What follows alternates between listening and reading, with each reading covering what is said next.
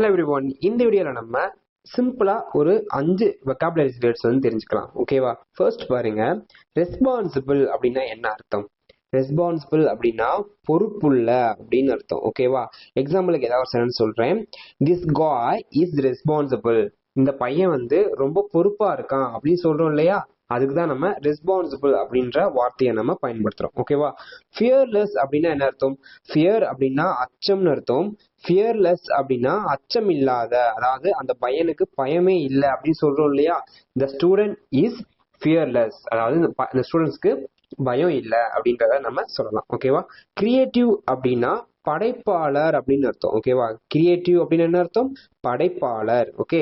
Clever அப்படின்னா புத்திசாலின்னு அர்த்தம். ஓகேவா? த ஸ்டூடெண்ட் இஸ் கிளவர், அதாவது இந்த பையன் ரொம்ப புத்திசாலித்தனமா இருக்கான் அப்படின்னு சொல்றோம் இல்லையா? அதுதான் நம்ம கிளவர் அப்படின்ற வார்த்தையை நம்ம பயன்படுத்துறோம். ஓகே. கியூரியஸ் அப்படின்னா என்ன அர்த்தம்? கியூரியஸ் அப்படின்னா ஆர்வம் உள்ள அப்படின்னு அர்த்தம். ஓகேவா? ஒரு மூவியை நம்ம ஆர்வமா பாக்குறோம் இல்லையா? ஐ எம் வாட்சிங் த மூவி கியூரியஸ், அதாவது நான் ஆர்வம் படம் பாக்குறேன் அப்படின்னு அர்த்தம். ஓகேவா? காம் அப்படின்னா என்ன அர்த்தம் அப்படின்னு உங்களுக்கு தெரிஞ்சு அப்படின்னா கமெண்ட்ல சொல்லுங்க. ஓகேவா? இந்த வீடியோ பிடிச்சினா சப்ஸ்கிரைப் பண்ணி ஃபாலோ பண்ணிக்கோங்க. அப்பதான் எனக்கு ஒரு மோட்டிவேஷனா இருக்கும். Okay, thank you. முடியாதது ஒன்றுமே இல்லையே, படியாக்கலாம் தனிகளின்